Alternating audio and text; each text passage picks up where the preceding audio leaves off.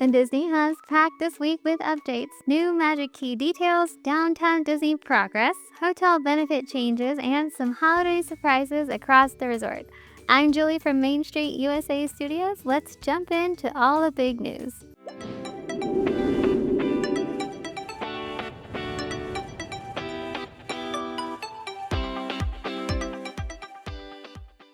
And Disneyland's Magic Key program is getting a refresh starting January 13th of next year.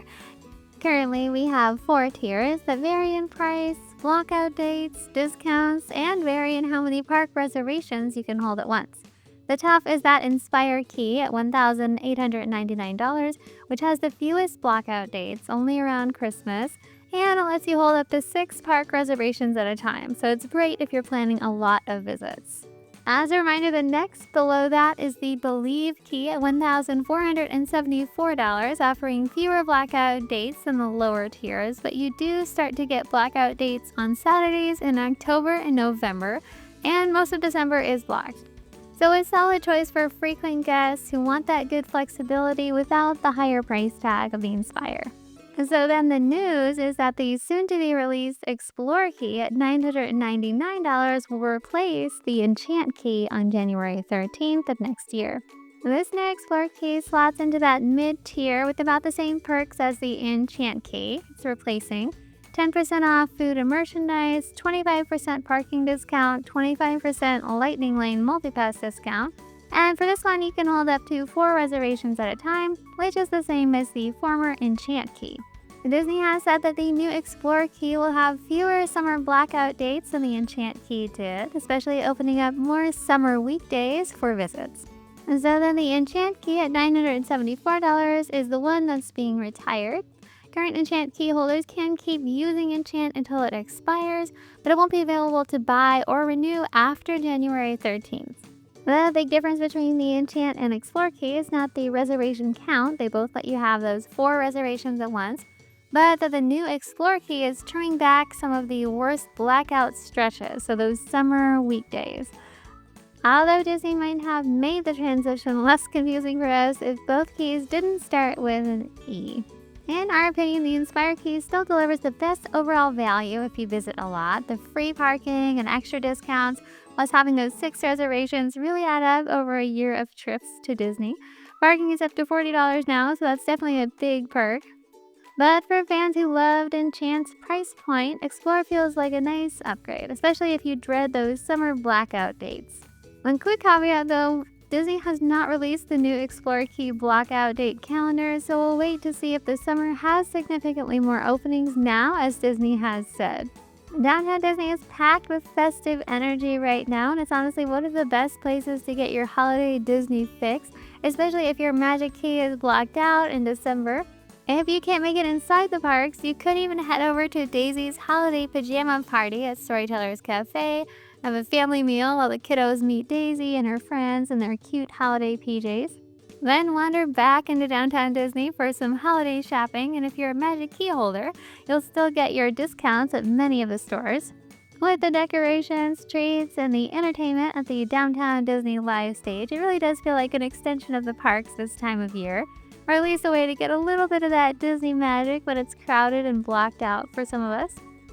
And speaking of the Downtown Disney dining front, our Love Sandwich officially closed a few weeks ago after a long run, finally clearing the space for Porto's bakery and cafe. This project has actually been in motion for over 2 years, with updates slowly coming in as Disney reworks that part of Downtown Disney. And this week we did get this brand new concept art for Porto, so the building is a really big, modern 2-story cafe with tons of outdoor seating.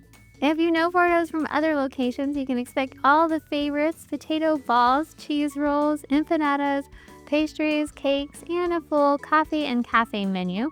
The timing is pretty good here too, with the Eastern Gateway project getting closer and the old ticket booths in the Esplanade going away. That second story of Porto's could really have a cool view of the future entrance plaza. If you haven't already, check out some of the holiday foodie guide items across the resort through January 7th. River Terrace has new gingerbread pancakes for breakfast, and Blue Bayou has this new bourbon-soaked sticky toffee cake that looks delicious.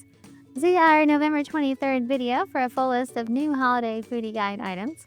But what's been really popular is this little gingerbread Mickey. It's been getting a lot of attention. This soft gingerbread Mickey cookie has been so popular that it is no longer available for mobile order. You can only get it in person. And you're limited to only 5 per transaction. You can find it in Disneyland at Jolly Holiday and Market House, as well as Red Rose Tavern. Over in DCA, over at Fiddler Pfeiffer Practical as well. You can also get this Mickey gingerbread at the Grand Californian Hotel, although in the park it costs only $7.99, while at the Grand Californian it's $10.50 at the Great Hall cart in the lobby. This one has a punch of holiday spice and it's super cute, but it is not new this year, so it must be gaining a fan base since Disney switched the purchasing options mid-season. And on-property hotel guests are losing a perk and gaining a new one. We first heard about this change a few months ago, but now that it officially begins January 5th of 2026, it's worth a reminder. Early theme park entry is going away. This long-running benefit that let hotel guests enter the park 30 minutes before opening will end on January 4th, with the usual alternating schedule between Disneyland and DCA still in place until January 4th. So don't worry, if you are visiting over the holiday season, you still have this perk through January 4th. And then beginning January 5th, guests with a valid Disneyland Resort hotel reservation, including DVC stays, will instead receive 1 complimentary Lightning Lane entry for a Lightning Lane multi-pass attraction during their visit. So this does not include Lightning Lane single pass rides, so Rise of the Resistance and Radiator Springs are not included. And Disney had shared that early entry was not widely used, so they moved to something more enticing for a wider audience, and we're excited to see how people will like this change. It does seem like on-property guests did need some kind of new or refreshed benefit, so we're super excited to see this one. And we have a new Magic Key perk. Magic Key holders can grab 2 brand new refillable popcorn buckets starting January 13th. One celebrating Disney California Adventure's 25th anniversary and one honoring Disneyland's 70th. Each bucket is limited and only sold in its respective park, but once you've got one, you can get $2.25 refilled as many times as you want through February 24th. So technically, if you buy it on January 13th, you can have refills for 6 weeks. We'd prefer if we could spread this throughout the year because that's a lot of popcorn back to back, but it's still fun news. The offer applies only to these special Magic Key buckets though, not the special designed buckets, it's just these 2. And including instruction updates starting in Disneyland, everything is open through December. Then in January, the Mark Twain closes January 12th, reopening the 16th. The Haunted Mansion closes January 12th for its return to the original ride, reopening January 23rd. Rise of the Resistance is closing January 20th with no reopening date yet. All over in DCA, Inside Out Emotional Whirlwind closes January 5th, reopening January 23rd. And Grizzly River Run closes January 5th with no reopening date through late January. And then the Incredicoaster closes January 5th with no reopening date listed. We also have a short closure at Lamplight Lounge from January 12th to the 16th. And in downtown Disney, check out the new wall on the west side of the Esplanade. This wall says Porto's on it because, as we know, Porto's is coming here, replacing the former Earl of Sandwich. But the one wall is also enclosing 2 former ticket booths. We also know the ticket booths are going away, but what we aren't sure of is how far into the Esplanade the new Porto's bakery will go. We're surprised to see this all behind the same wall, since that would make the new Porto's a lot larger than the former Earl's footprint. The new concept art does make it look bigger, but it's hard to say exactly how big. The new Earl of Sandwich location is also getting very close to completion. And finally, we'll show you the new Lululemon signage that's now up. This building has been getting closer by the day. We wouldn't be surprised if it opens next week, actually. And we saw work going on a Saturday, so we definitely think Disney is trying to get this one open before the holidays are over. Thanks so much for watching, everyone.